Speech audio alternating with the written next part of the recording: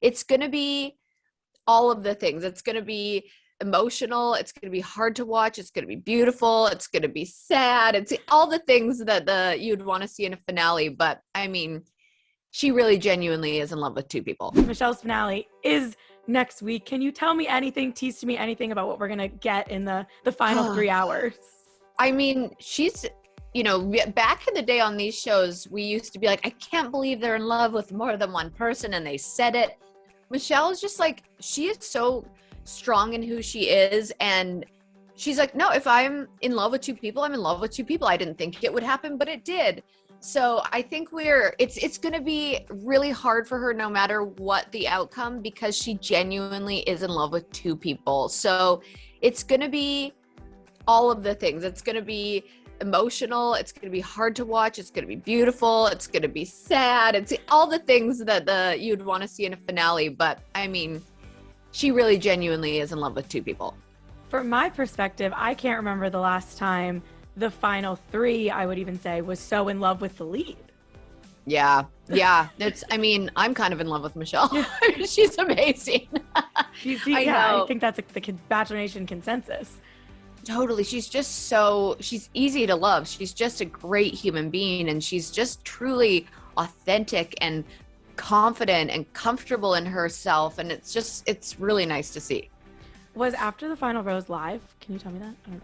It's going to be, yeah. It's going to be live. Okay. Oh, that's exciting. I feel like I'm so scared. Why are you scared? I mean, Kaitlyn on live national television, what could go wrong? I think that'll be good, because then, like, for the Men Tell All, for example, I feel like people were, people can be critical, or like there was that awkward moment with like Tayshia and her breakup and stuff, and there was a lot of talk about that, and I think you thrive live, personally. Oh, well, thank you for saying that. I'm okay with it being live, because I've done Dancing with the Stars live. I've done other Bachelor things that are live. It's more of reading like the teleprompter and doing the real host moments where I'm like, don't screw it up, Kaitlyn. In the most recent episode, also, we had Brandon kind of sneak in there and get a little extra time with Michelle before that rose ceremony. I feel like some people were like, justice for Joe, like, did that change her mind? Other people are like, I'm sure she had it made up anyway. Right. From your perspective, what did you think of the Brandon pull aside at the rose ceremony, what that meant for Joe? Brandon is just such a sweetheart who wears his heart on his sleeve. He is so open with his emotions that I think he genuinely wanted to tell her, like, it's okay if it's not me, because he was putting her first and worried about her stressing out.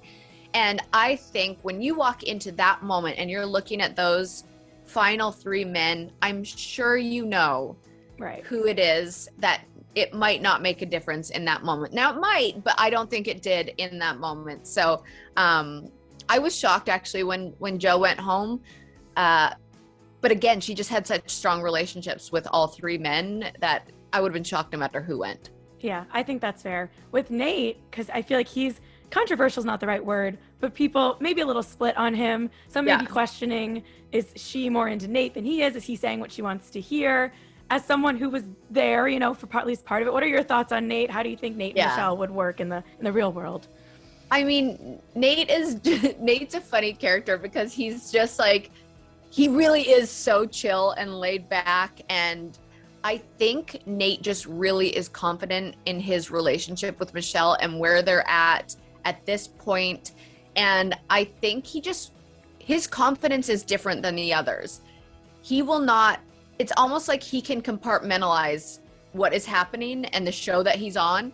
And it's so interesting, because we watch the show and people can't, you're damned if you do and you're damned if you don't, because if you can't handle Michelle going in the fantasy suite with the other people, then people at home are going, well, you knew what you signed up for, and you know what show you're on.